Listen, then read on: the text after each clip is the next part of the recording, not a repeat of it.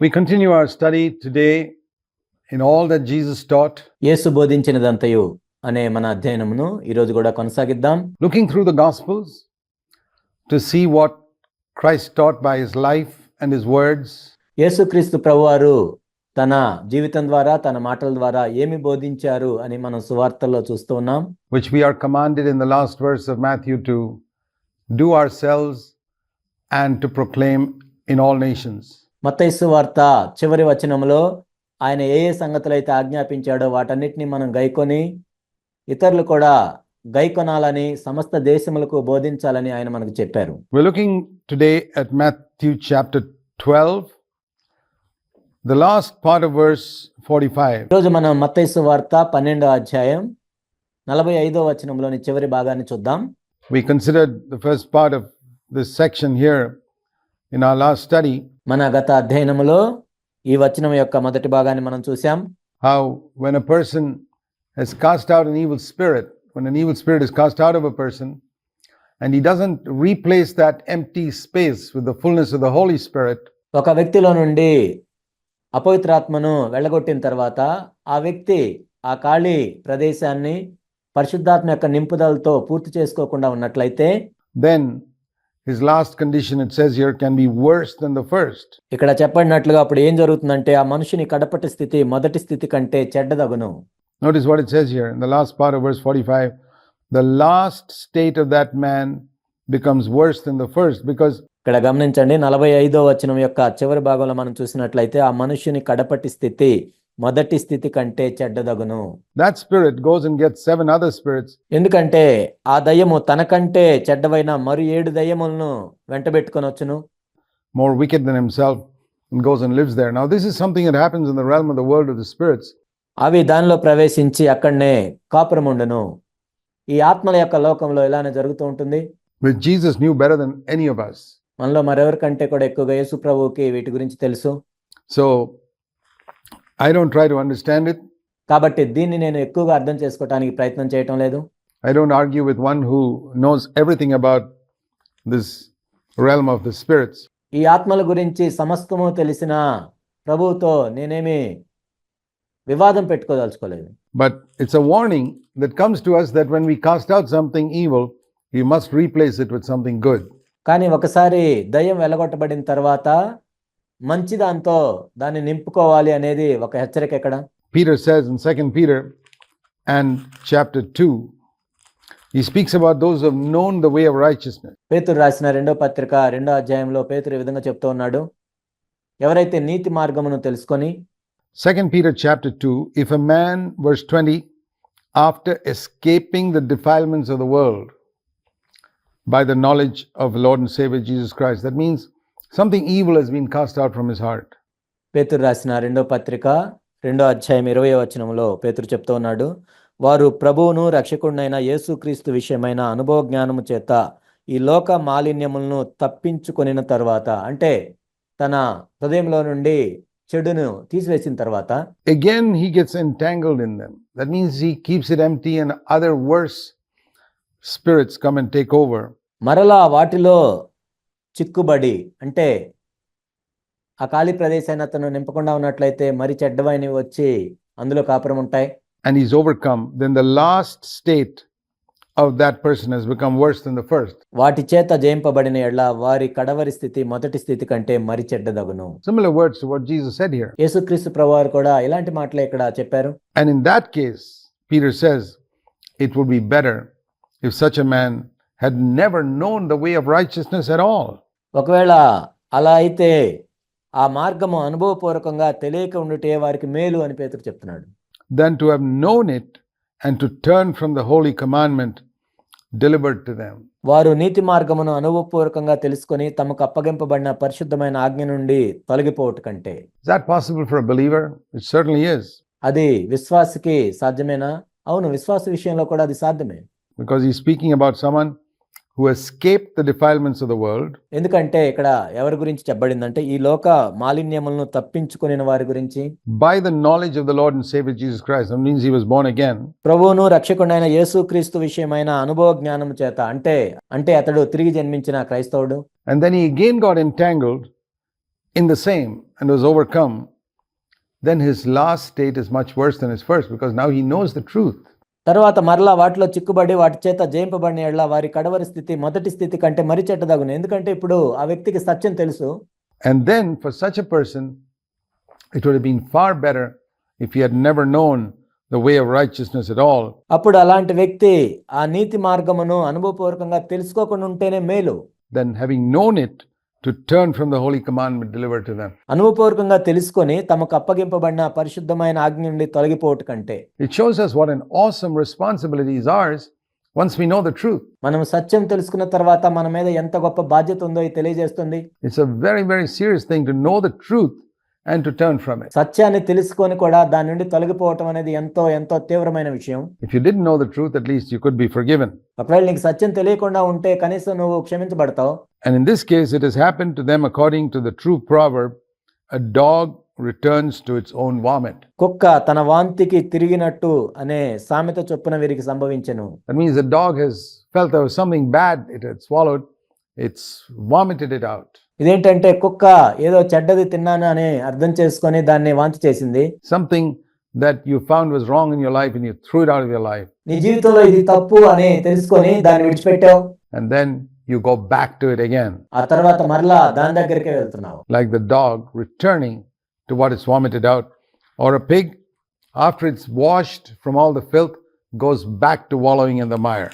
కుక్క తన వాంతికి తిరిగినట్టుగాను, కడగబడిన పంది బురదలో దొర్లుటకు మళ్ళినట్టుగాను. Now these are strong words that Peter uses here to warn believers who play the fool with sin.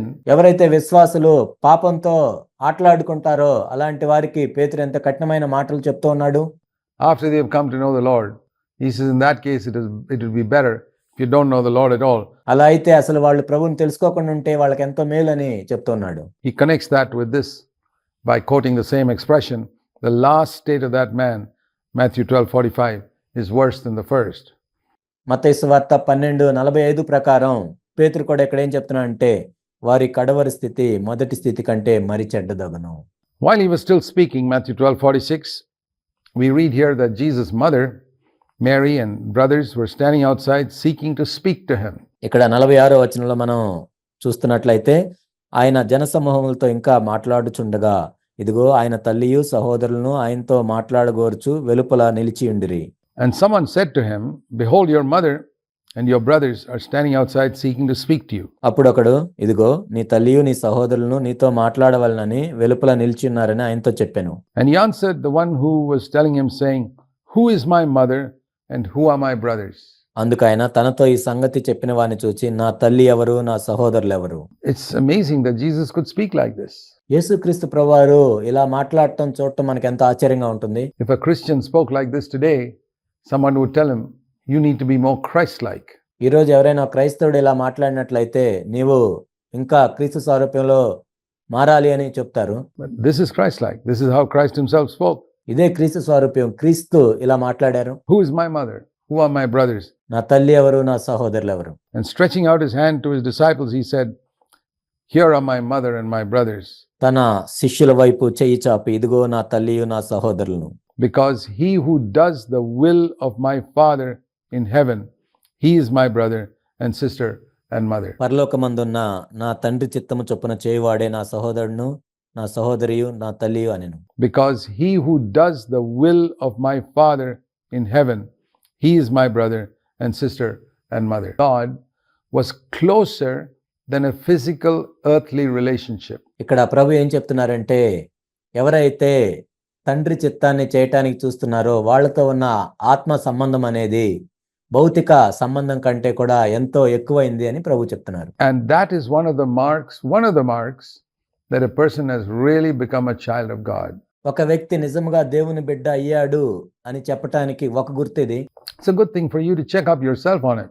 నువ్వు ఈ విషయంలో పరీక్షించుకోవటం మంచిది. Can you say that your relationship spiritually after you're born again with God's children is stronger than the relationship you have with your blood brothers and sisters?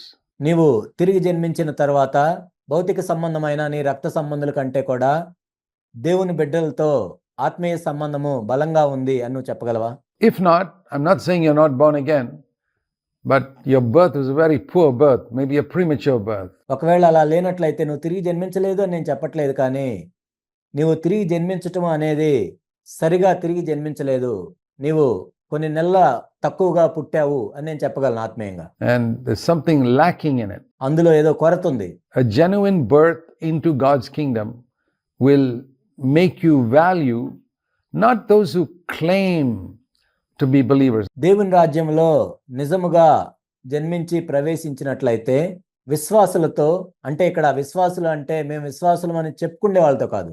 Unfortunately, today there are so many people who claim to be believers, who sit in good churches, but they're not really wholehearted disciples. దురదృష్టవశాత్తు మేము విశ్వాసులము అని చెప్పుకొని అనేక మంచి సంఘాల్లో కూర్చునే వాళ్ళు పూర్ణ హృదయంతో ప్రభువుని వెంబడించే శిష్యులు కాదు. But if you can imagine that, if you think rather, that these wholehearted disciples are not as close to me as my own blood brothers and sisters, then you need to seriously question your salvation. నా సొంత రక్త సంబంధులైన సహోదరుల కంటే కూడా వీళ్ళు నాకు దగ్గరగా లేనట్లయితే అప్పుడు నా రక్షణను నేను ప్రశ్నించుకోవాలి. Because Jesus said here, who are my brothers? ఎందుకంటే ఇక్కడ ప్రభు చెప్తుంది ఏంటంటే నా సహోదరులు ఎవరు? These who hear the word of God and do it. ఎవరైతే తండ్రి చిత్తాన్ని చేస్తారో, These who do the will of my Father in heaven. పరలోకమందున్న నా తండ్రి చిత్తము చేయువారే. Now these are strong words, and Jesus said that's one of the conditions of discipleship. ఇవెంతో కఠినమైన మాటలు, కానీ యేసుక్రీస్తు ప్రభువారు చెప్పింది ఏంటంటే శిష్యత్వానికి షరతులు ఇవి. He said, if you want to be a disciple, you got to love me more than you love your father and mother and brothers and sisters, all your earthly relationships. యేసుక్రీస్తు ప్రభువారు చెప్పారు, నీవు నా శిష్యునిగా ఉండాలనుకుంటే నీ తల్లి కంటే, తండ్రి కంటే, అన్నదమ్ముల కంటే, అక్క చెల్లెల కంటే, భూ సంబంధమైన ఏ సంబంధం కంటే నన్ను ఎక్కువగా నీవు ప్రేమించాలి అని ప్రభు చెప్పారు. This is the reason why many Christians do not grow as much and as quickly as they should. అందుకే అనేక మంది క్రైస్తవులు వాళ్ళు త్వరగా ఎంత ఎదగాలో అంత ఎదగరు. Because their earthly relationships continue to mean much more to them than the spiritual relationship with brothers and sisters.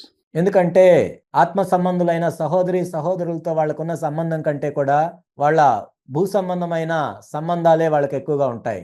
Of course, people can say, well, there are so many among the believers who are hypocrites. Forget them. మరి ప్రజలు ఈ విధంగా చెప్పొచ్చు, విశ్వాసుల్లో కూడా ఎంతో మంది వేషధారులు ఉన్నారు కదా అని చెప్పొచ్చు. వాళ్ళని మర్చిపోండి. I'm not talking about your relationship with them at all. వాళ్ళతో నీకున్న సంబంధం గురించి నేను మాట్లాడటం లేదు. But don't you know at least a few wholehearted, radical disciples of Jesus? పూర్ణ హృదయంతో తీవ్రంగా ప్రభువును వెంబడించే వాళ్ళు కొంతమంది నీకు తెలీదా? What is your relationship with them? వాళ్ళతో నీకున్న సంబంధం ఏంటి? Well, if you say there's nobody like that in my church, well, then you shouldn't be in that church. నా సంఘంలో ఎవరు కూడా అలా లేరు అని నువ్వు చెప్తున్నట్లయితే మరి నువ్వు ఆ సంఘంలో ఉండకూడదు. You should leave that, quit that church and find a church where at least there are a few wholehearted, radical disciples. You'll never find a church where everybody is a wholehearted, radical disciple. నిజానికి మనం చూసినట్లయితే సంఘంలో ఉన్న ప్రతి ఒక్కరూ కూడా పూర్ణ హృదయంతో ప్రభువును వెంబడించి తీవ్రంగా ఉండేవాళ్ళు ఉండరు. ఏ సంఘంలో కూడా ఉండరు. Even Jesus' church of 12 had a crook in it. యేసుక్రీస్తు ప్రభు యొక్క సంఘంలో ఉన్న 12 మందిలో కూడా ఒకరు వంకర బుద్ధి కలిగి ఉన్నారు. A hypocrite. ఒక వేషధారి ఉన్నాడు. So that's an 8% rate of hypocrites. And that is a good church. ఒక సంఘంలో 8% మంది మాత్రమే వేషధారులు ఉన్నట్లయితే అది ఎంతో మంచి సంఘం. So you'll never find a perfect church. But if you find a church where there are a number of radical, wholehearted disciples, పరిపూర్ణమైన సంఘాన్ని మనం ఎక్కడా చూడలేం, కానీ ఎక్కడైతే పూర్ణ హృదయంతో ప్రభువుని వెంబడిస్తూ తీవ్రంగా ఉంటారో వాళ్ళని మనం కనుగొన్నట్లయితే, that's why you should seek fellowship, because that relationship should be more important to you than any earthly relationship. అక్కడే మనం సహవాసం కోసం చూడాలి. వాళ్ళతో నీకున్న బంధం అనేది భౌతిక సంబంధమైన ఏ బంధం కంటే కూడా ఎక్కువగా ఉండాలి. And that's what we learn here. And I also want to say one more thing. అదే మనం ఇక్కడ నేర్చుకున్నాము. నేను ఇంకొక మాట కూడా చెప్తాను.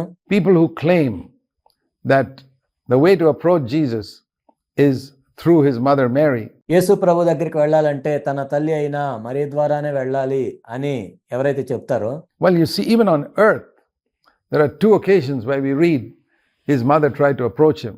భూమి మీద మనం చూసినా కానీ కనీసం 2 సందర్భాల్లో మరియా యేసు ప్రభు దగ్గరికి వెళ్ళటానికి ప్రయత్నం చేసినప్పుడు, one was at the marriage of Cana, and Jesus turned around and said to her, "Woman, what have I got to do with you?"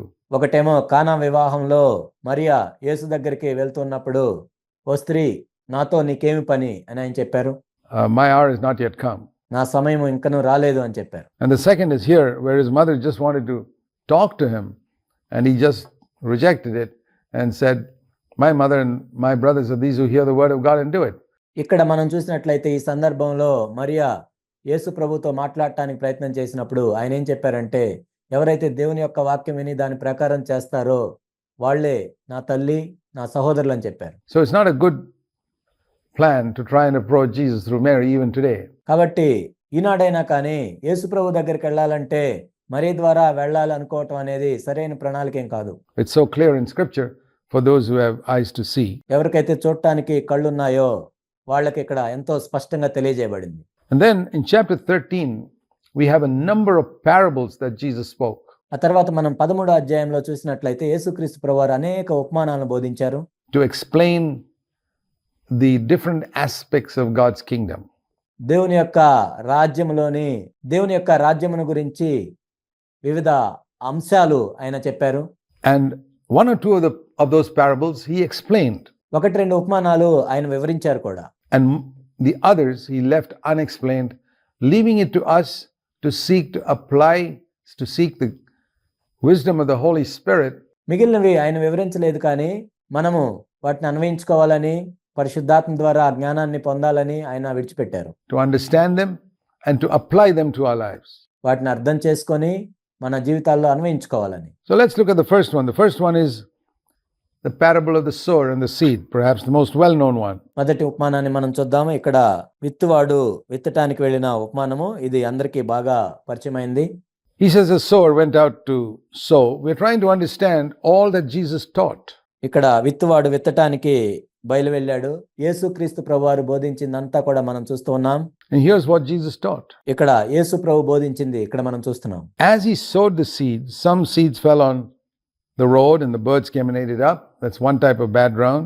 వాడు విత్తుచుండగా కొన్ని విత్తనములు త్రోవ పక్కన పడెను, పక్షులు వచ్చి వాటిని మృంగివేసెను. అది ఒక రకమైన చెడ్డ నేల. Others fell on rocky places where there was not much depth of earth. కొన్ని చాలా మన్ను లేని రాతి నేలను పడెను. అక్కడ మన్ను లోతుగా ఉండనందున And they sprang up quickly because there was not much depth. అవి వెంటనే మొలిచెను, ఎందుకంటే అక్కడ లోతు లేదు కాబట్టి. But when the sun had risen, it just withered away. కానీ సూర్యుడు ఉదయించినప్పుడు అవి మాడి వేర్లేనందున ఎండిపోయిను. The third ground was among thorns, మూడవ రకమైన నేలను చూసినట్లయితే అవి ముండ్ల పదలు. where there was depth of earth, all right, but as it came up, the thorns came and choked it. ఇక్కడ నేలలో లోతుంది, కానీ ముండ్ల పదలు ఎదిగి వాటిని అణిచివేశాను. And then the fourth, fifth, and sixth, there were three bad grounds. Now here are the three good grounds. Some people think there's only one good ground. No, there were three. ఇక్కడ మనం చూసినట్లయితే 3 చెడ్డ నేలలు ఉన్నాయి, 3 మంచి నేలలు ఉన్నాయి. చాలా మంది ఒకటే మంచి నేల అనుకుంటారు, కాదు, 3 మంచి నేలలు ఉన్నాయి. In verse 8, one good ground produced 100-fold crop. 8వ వచనం మనం చూసినట్లయితే కొన్ని మంచి నేలను పడి 1 నూరంతలుగా ఫలించింది. That means one seed produced 100 seeds. అంటే ఒక విత్తనం వేస్తే 100 విత్తనాలు వచ్చాయి. Another ground, one seed produced 60 seeds. ఇంకొక నేలలో ఒక విత్తనం వేస్తే 60 విత్తనాలు వచ్చాయి. And another ground, one seed produced 30 seeds. They were not all the same quality. ఇంకొక నేలలో అయితే ఒకటేస్తే 30 వచ్చాయి. కాబట్టి ఈ మంచి నేలలో కూడా అన్ని ఒకే విధంగా లేవు. They were all good, but there were different degrees of goodness. అవన్నీ మంచి నేలలే, కానీ ఒక్కొక్కటి ఒక్కొక్క రకమైన మంచి నేలలుగా ఉన్నాయి. Just like the bad soil, there are different degrees of badness. చెడ్డ నేలలు కూడా రకరకాలైన చెడ్డ నేలలుగా ఉన్నట్లుగా. And then he said, he who has ears to hear, let him hear. ఆ తర్వాత ఆయన చెప్పింది ఏంటంటే, చెవులు గలవాడు వినుగాక.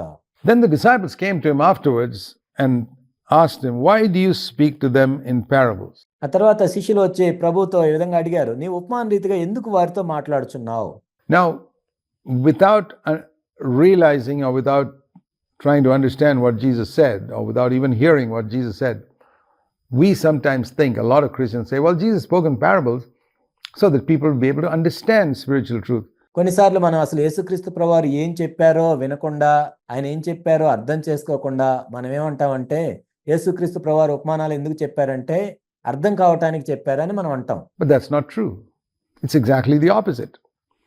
He said, to you it has been granted to know the mysteries of the kingdom of heaven. దానికి పూర్తిగా వ్యతిరేకంగా ఉంది. ఇక్కడ ప్రభు ఏం చెప్పారంటే, పరలోక రాజ్య మర్మములు ఎరుగుట మీకు అనుగ్రహింపబడి ఉన్నది కానీ but to them it is not being granted. వారికి అనుగ్రహింపబడలేదు. See, there are many mysteries in God's kingdom. దేవుని యొక్క రాజ్యంలో అనేక మర్మాలు ఉంటాయి. Mysteries means something only God can reveal to you by the Holy Spirit. మర్మము అంటే ఏంటంటే దేవుడు మాత్రమే పరిశుద్ధాత్మ ద్వారా తెలియజేసే సత్యాలు. And if that's not revealed to you, you can never understand it. అది నీకు ప్రత్యక్షపరచబడకపోయినట్లయితే నీకు ఎన్నటికీ అర్థం కాదు. You can go completely wrong if you try to understand it without God's help, without the help of the Holy Spirit. పరిశుద్ధాత్మ యొక్క సహాయం లేకుండా నువ్వు అర్థం చేసుకోవడానికి ప్రయత్నించినా ఎంతో తప్పుగా అర్థం చేసుకుంటావు. A lot of the New Testament is like that. క్రొత్త నిబంధనలో చాలా భాగాలు అలానే ఉంటాయి. You cannot understand it without the Holy Spirit explaining it to you. పరిశుద్ధాత్ముడు నీకు వివరించకుండా వాటిని నువ్వు అర్థం చేసుకోలేవు. And that's why when people go to the New Testament or even other parts of Scripture with their human reason, అందుకే మనుషులు వాళ్ళ మానవ సంబంధమైన తెలివితేటలతో లేఖనాల దగ్గరికి వెళ్ళినప్పుడు, క్రొత్త నిబంధనలోకి వెళ్ళినప్పుడు they say, hey, this doesn't correspond with that. And they begin to doubt whether this is God's word. ఇది దాని ప్రకారం లేదు, అది దీని ప్రకారం లేదు అని దేవుని యొక్క వాక్యాన్ని సందేహిస్తూ ఉంటారు. God allows them to be deceived. వాళ్ళు మోసపోవటానికి దేవుడు అనుమతిస్తాడు. The fundamental reason is because they don't love the truth. ఇక్కడ ప్రాథమికమైన కారణం ఏంటంటే వాళ్ళు సత్యాన్ని ప్రేమించటం లేదు కాబట్టి.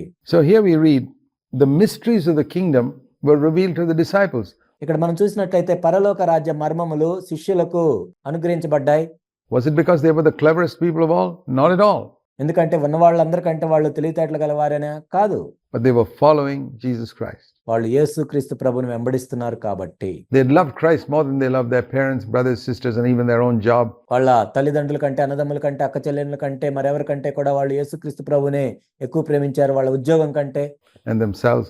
And therefore the Lord says to you, this revelation is given as to what is the meaning of the kingdom of heaven. తమ సొంత ప్రాణముల కంటే వాళ్ళు ప్రభువుని ఎక్కువగా ప్రేమించారు కాబట్టి ప్రభు ఏం చెప్పారంటే ఈ పరలోక రాజ్య మర్మములు మీకు అనుగ్రహించబడి ఉన్నాయి. But to them it is not being granted. కానీ వారికి అనుగ్రహించబడలేదు. And then he says in verse 12, whoever has, to him shall more be given, and he shall have an abundance, and whoever does not have, what he has shall be taken away from him. ఆ తర్వాత ఆయన ఏం చెప్పారంటే కలిగిన వానికి ఇయ్యబడును, వానికి సమృద్ధి కలుగును, లేని వానికి కలిగినది వాని యొద్ద నుండి తీసివేయబడును. This is so contrary ఎంతో విరుద్ధంగా ఉంది to the spirit of communism in the world. And communists say whoever has, from him you must take away, so that you can give to the other one who doesn't have. ఇది communist సిద్ధాంతానికి, లోకానికి ఎంతో విరుద్ధంగా ఉంది. కమ్యూనిస్టులు ఏం చెప్తారంటే ఎవరి దగ్గర అయితే ఎక్కువగా ఉందో వాళ్ళ దగ్గర నుంచి తీసుకొని లేని వాళ్ళకి ఇవ్వమని చెప్తుంది. And him who doesn't have, you just give him from what the one who has. ఎవరికైతే లేదో వాళ్ళకి ఉన్న వాళ్ళ దగ్గర నుంచి తీసుకొని ఇవ్వమని చెప్తుంది కమ్యూనిస్ట్ సిద్ధాంతం. This is the exact opposite of communist philosophy. Communist సిద్ధాంతానికి ఇది సంపూర్ణమైన వ్యతిరేకంగా ఉంది. And that's why I say Jesus was not a communist. అందుకే నేను చెప్పేది ఏంటంటే యేసుక్రీస్తు ప్రభువారు కమ్యూనిస్ట్ కాదు. Not at all. కానే కాదు. He was not a socialist. ఆయన సోషలిస్ట్ కూడా కాదు. The kingdom of heaven had certain values. It rewarded hard work. పరలోక రాజ్యానికి కొన్ని విలువలు ఉంటాయి. పరలోక రాజ్యము ఏం చేస్తుందంటే కష్టపడి పనిచేసే వాళ్ళకి ప్రతిఫలాన్ని ఇస్తుంది. There's no doubt about it. అందులో ఎటువంటి సందేహం లేదు. It doesn't take what a man earned through his hard work and give it to a poor lazy man. కష్టపడి ఒక వ్యక్తి పనిచేసుకున్న తర్వాత ఆ వ్యక్తి దగ్గర నుండి తీసుకొని ఎంతో సోమరిగా ఉన్న ఒక పేదవానికి ఇచ్చేదు. Who didn't have anything because he was too lazy to work. అతనికి ఏమీ లేదు ఎందుకంటే అతడు పని చేయటానికి ఎంతో సోమరిగా ఉన్నాడు. That's not what Jesus taught. యేసు ప్రభు బోధించింది అది కాదు. And what did he mean to whoever has, to him will more be given? కలిగిన వానికే ఇయ్యబడును అంటే ఏంటి అర్థం? The meaning is that if you're faithful with what you have, God will give you more. నీవు ఏదైతే కలిగి ఉంటావో దాంట్లో నీవు నమ్మకంగా ఉన్నట్లయితే దేవుడు ఇంకా ఎక్కువ ఇస్తాడు నీకు. And some people have very little, like the man with the one talent who buried it. కొంతమంది చాలా తక్కువ కలిగి ఉంటారు. ఒక తలాంతు కలిగిన వ్యక్తి దాన్ని పాతిపెట్టినట్లుగా. He's not faithful with the little he has, then one day even that one talent is taken away.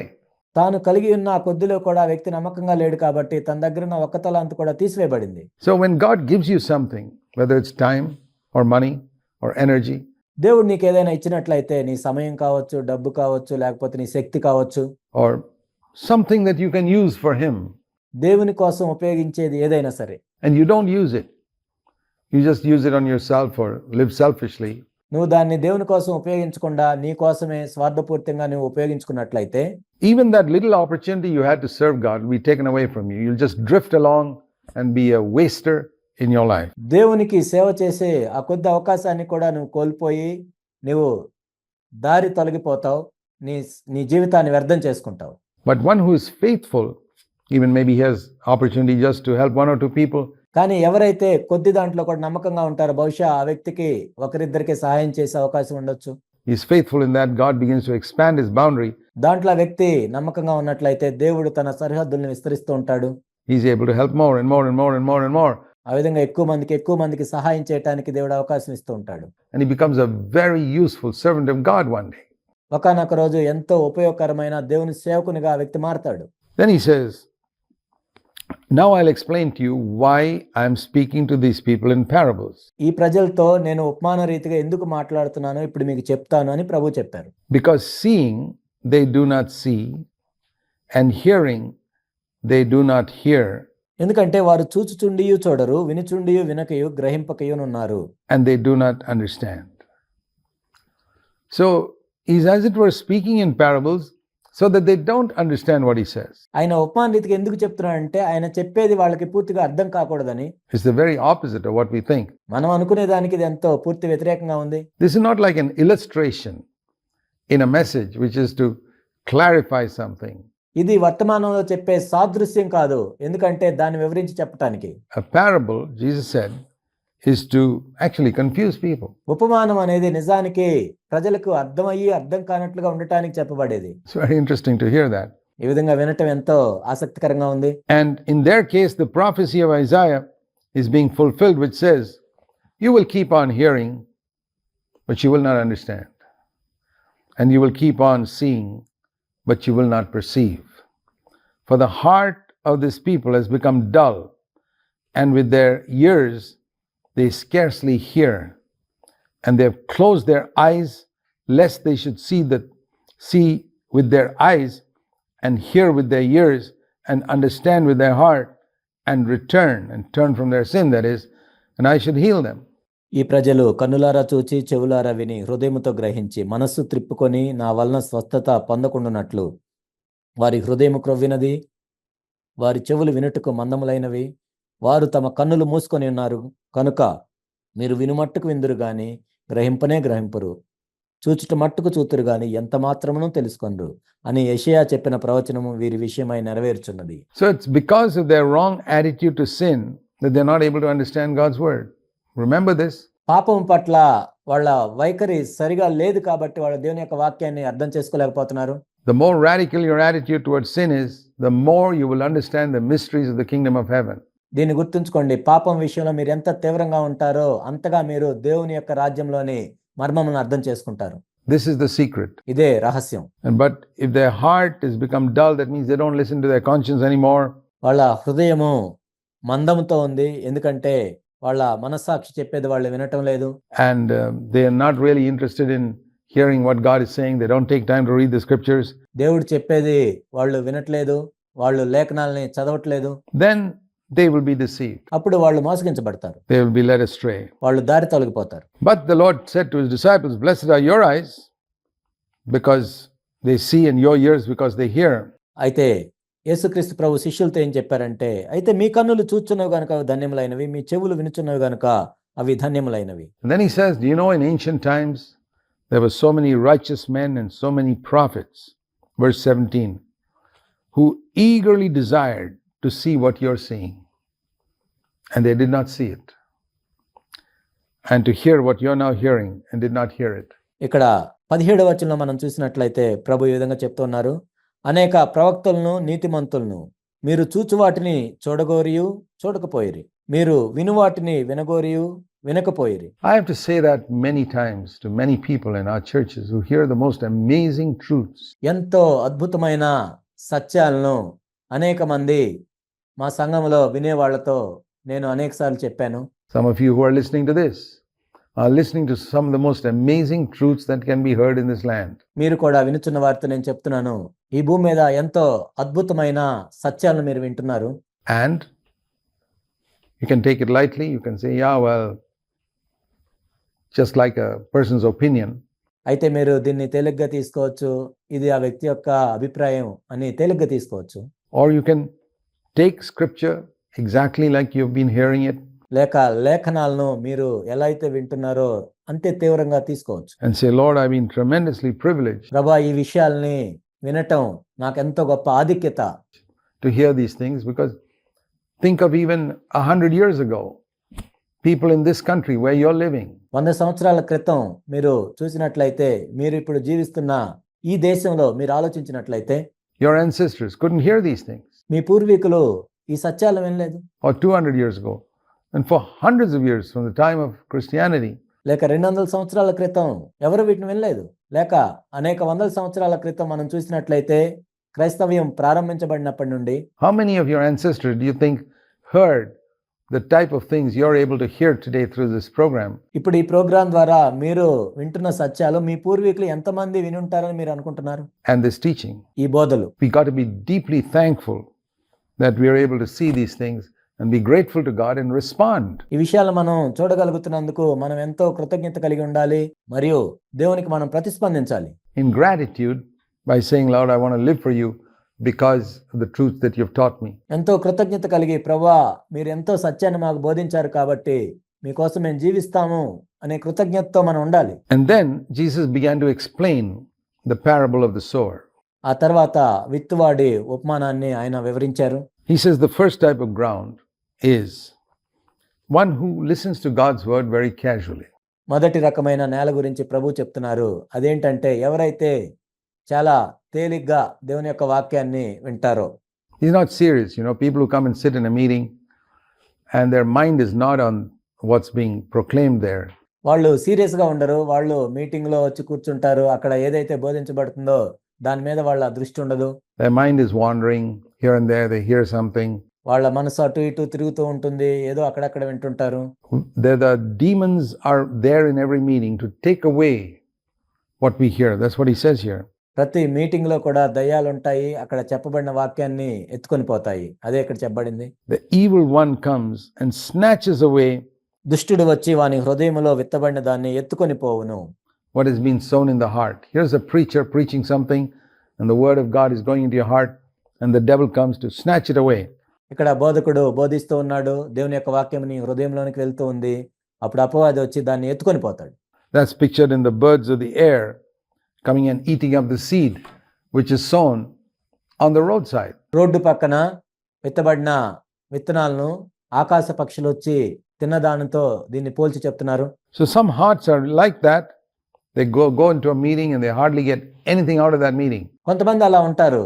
వాళ్ళ హృదయాలు ఎలా ఉంటాయంటే వాళ్ళు మీటింగ్ లోకి వెళ్ళి కూర్చుంటారు, కానీ ఆ మీటింగ్ ద్వారా వాళ్ళు ఏమీ పొందరు. And even if they do, before any of that seed can produce any fruit in their life, వాళ్ళు ఏమైనా పొందినా కానీ ఆ నాటబడిన విత్తనము ఫలించే లోపే the devil has taken it all away. అపవాది ఆ విత్తనాలను తీసుకుని వెళ్ళిపోతాడు. So this is the first type of heart. We got to be very careful that our heart is not like that. ఇది మొదటి రకమైన హృదయము. మన హృదయాలు అలా ఉండకుండా మనం జాగ్రత్త పడాలి. The second, the same seed is, remember, the same seed is sown in all these 6 types of ground. రెండో దాన్ని మనం చూసినట్లయితే మీరు గమనించండి, ఇక్కడ అన్ని చోట్ల కూడా నాటబడింది ఒకే రకమైన విత్తనము. 6 రకాల నేలల్లో కూడా నాటబడింది ఒకే రకమైన విత్తనం. And the results are entirely different. కానీ ఫలితాలు ఎంతో వేర్వేరుగా ఉన్నాయి. It depends on the response వినేవాళ్ల ప్రతిస్పందనను బట్టి. from the hearer. If the hearer is sluggish in his response to God's word, then of course there's not going to be any fruit if he allows the devil to take it all away. విన్న వ్యక్తి దేవునికి ప్రతిస్పందించే విషయంలో ఎంతో సోమరిగా ఉన్నట్లయితే అతడేమీ ఫలించలేడు. అపవాది వచ్చి ఆ విత్తబడిన విత్తనాన్ని తీసుకొని వెళ్ళిపోతాడు. And if you look back at all the messages you heard in the past, గతంలో మీరు విన్న వర్తమానాలన్నీ మీరు చూసుకున్నట్లయితే you have to acknowledge that there's some wonderful messages which you heard in the past, at the end of a meeting where you took decisions and said, Lord, I want to wholeheartedly, radically respond to that and live for you. మనము దీన్ని ఒప్పుకోవాలి. గతంలో మనం చూసినట్లయితే మనం అనేక అద్భుతమైన వర్తమానాలు విన్నాం. మీటింగ్ అయిపోయిన తర్వాత నిర్ణయాలు తీసుకున్నాం. ప్రభువా నేను నీ కోసం జీవిస్తాను అని తీర్మానాలు చేసుకున్నాం. And then a few weeks later or months later, it's gone from your life. అయితే కొన్ని వారాల తర్వాత, నెలల తర్వాత నీ జీవితంలో నుంచి అది వెళ్ళిపోయింది. The effect of that message. The birds of the air have come and succeeded in taking away the seed. ఆ వర్తమానం యొక్క ఫలితము నీలో లేకుండా పోయింది. ఆకాశ పక్షులు వచ్చి ఆ విత్తనాలని తీసుకొని వెళ్ళిపోయాయి. And remember, the birds of the air are there in every single meeting. కాబట్టి మీరు గుర్తుంచుకోండి, ఆకాశ పక్షులు అనేవి ప్రతి మీటింగ్ లో కూడా ఉంటాయి. Every single meeting you ever go to, the demons are there to try and take away that word. నువ్వు ఏ మీటింగ్కి వెళ్ళినా కానీ దేవుని యొక్క వాక్యాన్ని ఆ దయ్యములు ఎత్తుకొని పోతాయి. The second type of ground is that which went on rocky places. రెండవ రకమైన నేల ఏంటంటే రాతి నేల. That is, immediately springs up. There's a great excitement. They say, hallelujah, praise the Lord, this is a great message. ఇక్కడ రాతి నేలలో ఏం జరుగుతుందంటే వెంటనే ఆ విత్తనాలు మొలుస్తాయి. వెంటనే వాళ్ళు ఉద్రేకంతో ప్రైజ్ ద లార్డ్ అంటారు, హల్లెలూయా అంటారు, సంతోషంతో ఉంటారు. And all that. Some people, their temperament is like that. కొంతమంది వాళ్ళ భావోద్వేగాలు ఆ విధంగా ఉంటాయి. They quickly express their appreciation and they're really excited about what they've heard. వాళ్ళు వెంటనే వాళ్ళ అభినందనలు తెలియజేస్తూ ఉంటారు. వాళ్ళు విన్నదాన్ని వెంటనే వాళ్ళు అభినందనలు తెలియజేస్తూ ఉంటారు దాన్ని బట్టి. But a little while later, when some persecution arises, అయితే కొంతకాలం తర్వాత ఏమైనా శ్రమలు వచ్చినట్లయితే they don't have roots. In other words, beneath the surface, they're very shallow. వాళ్ళకి వేరు లేదు కాబట్టి, అంటే ఆ నేల లోపల చూసినట్లయితే వాళ్ళకేమీ లేదు. A lot of exuberance on the outside and a lot of apparent interest బయటకు మనం చూసినట్లయితే వాళ్ళు ఏదో ఉత్సాహంగా ఉన్నట్లు, ఆసక్తిగా ఉన్నట్లు కనపడతారు in God's word, but the word of God does not go deep into their heart. దేవుని యొక్క వాక్యం మీద ఆసక్తి ఉన్నట్లు కనపడతారు, కానీ దేవుని యొక్క వాక్యం అనేది వాళ్ళ హృదయం యొక్క లోతుల్లోకి వెళ్ళదు. And so what happens is, because they don't have a firm root, when the sun rises, which is some type of persecution, అయితే అతనిలో వేరు లేనందున సూర్యుడు ఉదయించినప్పుడు, అంటే కొన్ని రకాలైన శ్రమలు వచ్చినప్పుడు comes upon them, they just wither away వాళ్ళు ఎండిపోతారు, and they fall away. వాళ్ళు పడిపోతారు. Which teaches us that if we allow God's word to take deep root in our hearts, ఇదేం మనకు బోధిస్తుందంటే దేవుని యొక్క వాక్యం మీద ప్రేమను కలిగి ఉండాలంటే మనకు ఎంతో లోతు ఉండాలి. then when persecution comes, we will not fall away. అప్పుడు శ్రమలు వచ్చినా కానీ మనం ఏం పడిపోం. We don't have to worry about it. దాని గురించి మనం చింతించాల్సిన అవసరం లేదు. That's why the time to prepare for persecution of Christians is now, అందుకే క్రైస్తవులు శ్రమల కోసం సిద్ధపడే సమయం ఇప్పుడే. when there is no persecution. శ్రమలు లేనప్పుడే శ్రమల కోసం సిద్ధపడాలి. In times of peace, we must prepare for war. శాంతి ఉన్నప్పుడే యుద్ధం కోసం మనం సిద్ధపడాలి. And so we see here, the third type of ground is the one on whom seed was sown, and he responds. మూడో రకమైన నేల ఏంటంటే అక్కడ విత్తనము విత్తబడినప్పుడు ఆ వ్యక్తి స్పందిస్తాడు. He's got depth of earth. అతనికి వేరు కూడా ఉంటుంది. He's serious. అతడు తీవ్రంగానే ఉంటాడు. He's not like these shooting stars that suddenly appear in the sky for a while, very bright, and then disappear. ఏదో ఆకాశంలో అప్పుడే కనపడి అప్పుడే వెళ్ళిపోయే నక్షత్రాల్లాగా వీళ్ళు ఉండరు. I mean, I've seen lots of believers like that. చాలా మంది విశ్వాసులు నేను ఆ విధంగా చూశాను. They come to our meetings and they are apparently so gripped in the beginning, but in just a little while, they're no longer there. వాళ్ళు మన మీటింగులకు వస్తారు, చూసినట్లయితే వాళ్ళు ఈ సత్యాలతో పట్టబడినట్లు మనకు కనపడతారు, కానీ కొంతకాలం తర్వాత చూసినట్లయితే వాళ్ళు మనకు కనపడరు. They're like a shooting star that crossed across the sky and then is gone. ఏ విధంగా అయితే కొన్ని నక్షత్రాలు ఆకాశంలో అప్పుడే కనపడి అప్పుడే మాయమయ్యేటట్లు ఉంటాయో అలా ఉంటారు వీళ్ళు. It's destroyed, it's gone. తర్వాత వాళ్ళు వెళ్ళిపోతారు. Now we're not to be like that. This one was not like that. He heard the word, appreciated it, listened to it, and allowed the word to sink deep and come up well. కానీ ఇక్కడ ఈ వ్యక్తి ఆ విధంగా ఉండడు. దేవుని యొక్క వాక్యాన్ని వింటాడు, స్పందిస్తాడు, దేవుని యొక్క వాక్యం లోతుల్లోకి వెళ్ళి మొలవటానికి ఇష్టపడతాడు. It looked as if it's going really well. చూడటానికి ఎంతో బాగా ఎదుగుతున్నట్లుగా మనకు కనపడుతుంది. See, we've seen believers like this too. ఇలాంటి విశ్వాసులను కూడా మనం చూసాం. And then as it's grown, maybe he was converted when he was 16, 17, and వాళ్ళు ఎదుగుతూ ఉన్నప్పుడు బహుశా ఆ వ్యక్తి 16-17 సంవత్సరాలప్పుడు రక్షణ పొంది ఉండొచ్చు. he didn't have a job, he didn't earn money, అతనికి ఉద్యోగం లేదు, డబ్బు సంపాదన లేదు, and he was so gripped by the truth, సత్యం చేత ఎంతో పట్టబడతాడు. and he allowed it to sink in, and he would meditate on God's word, and దేవుని యొక్క వాక్యం లోతుకు వెళ్ళటానికి ఆయన అనుమతిస్తాడు. దేవుని యొక్క వాక్యాన్ని ధ్యానిస్తూ ఉంటాడు. everything was going wonderfully. This plant was coming up and growing so well. ఎంతో అద్భుతంగా జరుగుతుంది. ఆ విత్తనము మొలిచి మొక్క కూడా ఎదుగుతూ ఉంది. And then he got a job ఆ తర్వాత అతనికి ఉద్యోగం వచ్చింది, with a really good salary. ఎంతో మంచి జీతంతో. And that became like a thorn that choked this fruit coming up. అది ఎలా అయిందంటే ఆ ఫలము ఆ మొక్కలో నుండి రాకుండా అణిచివేస్తున్న ఒక ముండ్ల పొదవలే ఉంది. This plant coming up. because now he had to spend so many hours at work, and he didn't have to spend all that, but he would spend extra so that he would make advancement in his profession. ఎందుకంటే ఇప్పుడు ఆయన ఎంతో సమయం ఉద్యోగంలోనే గడుపుతున్నాడు. నిజానికి అంత సమయం అవసరం లేదు, కానీ అతని ఉద్యోగంలో ఇంకా ఎంతో పై స్థాయికి వెళ్ళాలని ఎన్నో గంటలు కష్టపడి పనిచేస్తూ ఉన్నాడు. The demands for doing things better and competitiveness ఇంకా ఆ పనులు శ్రేష్టంగా చేయాలని, పోటీతత్వంతో in certain fields. కొన్ని రంగాల్లో రాణించాలని Well, he decided he's got to give more time to it, and gradually what happened? అతడు ఏమి నిర్ణయించుకున్నా అంటే దానికోసం ఎంతో సమయాన్ని వెచ్చించాలని అతను నిర్ణయం తీసుకున్నాడు. ఆ తర్వాత ఏం జరిగిందంటే The deceitfulness of riches, the lust for other things, ఐహిక విచారము, ధనమోహమును, and the worries of the world, all types of worries came into him. ధన మోహము, వేరే వాటి గురించిన మోహము మరియు ఐహిక విచారములు ఇవన్నీ కలిసి కూడా ఏం జరిగిందంటే And choked this wonderful fruit and crushed it. ఈ అద్భుతమైన ఫలాన్ని అణిచివేశాయి. That also I have seen. ఇది కూడా నేను చూశాను. Wonderful young believers, అద్భుతమైన యవనస్తులైన విశ్వాసులు, wholehearted, radical, పూర్ణ హృదయంతో ఉన్నవారు, తీవ్రంగా ఉన్నవారు. and then the love of money grips them, ఆ తర్వాత ఏం జరిగిందంటే ధనాశ అనేది వాళ్ళలోనికి చొచ్చుకొని వచ్చింది, chokes the word, దేవుని యొక్క వాక్యాన్ని అణిచివేసింది. or all types of worries from the world లేక ఐహిక విచారాలు and the desires for so many other things choke the word. లేక అనేక విషయాల కొరకైన మోహము అనేది దేవుని యొక్క వాక్యాన్ని అణిచివేశాయి.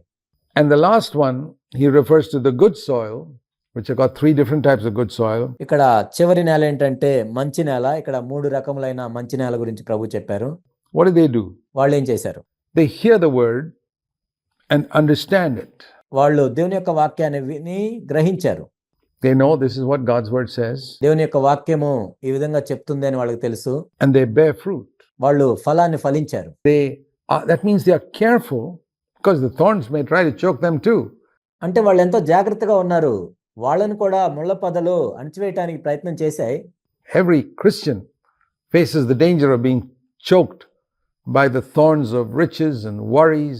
ప్రతి క్రైస్తవుడు కూడా ఈ ముళ్ళ పొదలు బారిన పడుతూ ఉంటాడు. ధనాశ, చింత, and cares of this world, and desires, so many desires which are contrary to God's word, ఐహిక విచారాలు, దేవుని యొక్క వాక్యానికి విరోధంగా ఉన్న అనేక రకమైన కోరికలు, constantly trying to choke the word. But నిరంతరము దేవుని యొక్క వాక్యాన్ని అణిచివేయటానికి ప్రయత్నం చేస్తూనే ఉంటాయి. how is it didn't succeed with these people? కానీ మరి వీళ్ళ విషయంలో ఎందుకు అది సఫలం అవ్వలేదు అంటే They watched over it వాళ్ళు ఎంతో జాగ్రత్తగా చూసుకున్నారు. and prevented it from crushing out the seed. వాళ్ళలో ఉన్న విత్తనాన్ని అణిచివేయకుండా వాళ్ళు చూసుకున్నారు. Then how is it that some produced 100-fold, some 60, and some 30-fold? మరి అలా అయితే కొంతమంది 100 అంతలు, కొంతమంది 60 అంతలు, కొంతమంది 30 అంతలు ఎందుకు ఫలించారు? Some were faithful, but then occasionally careless. కొంతమంది నమ్మకంగా ఉన్నారు, కానీ అప్పుడప్పుడు నిర్లక్ష్యంగా ఉన్నారు. Some were faithful కొంతమంది నమ్మకంగా ఉన్నారు, and careless not so often, and some were utterly faithful. కొంతమంది నమ్మకంగా ఉన్నారు, కానీ నిర్లక్ష్యంగా కూడా అంతగా లేరు. కానీ కొంతమంది అయితే ఎంతో నమ్మకంగా ఉన్నారు. So even among believers, there are different degrees of faithfulness. విశ్వాసుల్లో కూడా రకరకాలైన నమ్మకత్వం అనేది ఉంటుంది. There are people who produce 30-fold, people who produce 60-fold, and people who produce 100-fold. కొంతమంది 30 అంతలు ఫలిస్తారు, కొంతమంది 60 అంతలు ఫలిస్తారు, కొంతమంది 100 అంతలు ఫలిస్తారు. And God is looking for those who will be steadfast in continuing to be faithful in keeping that word, watering it, preserving it, meditating on it. కాబట్టి దేవుడు ఎవరి కోసం చూస్తున్నారంటే వాళ్ళలో విత్తబడిన దేవుని యొక్క వాక్యానికి ఎవరైతే నీళ్లు పోస్తూ ఉంటారో, కాపాడుతూ ఉంటారో, స్థిరంగా కదలకుండా ఉంటారో వాళ్ళ కోసం ప్రభు చూస్తున్నాడు. Allowing it to grow up to be a strong tree for the glory of God. దేవుని యొక్క మహిమ నిమిత్తం అది బలమైన చెట్టుగా ఎదగాలని చూస్తున్నారో వాళ్ళ కోసం ప్రభు చూస్తున్నారు. We'll continue in our next episode. తర్వాత వచ్చే ఎపిసోడ్లో ఈ అధ్యయనాన్ని కొనసాగిద్దాం.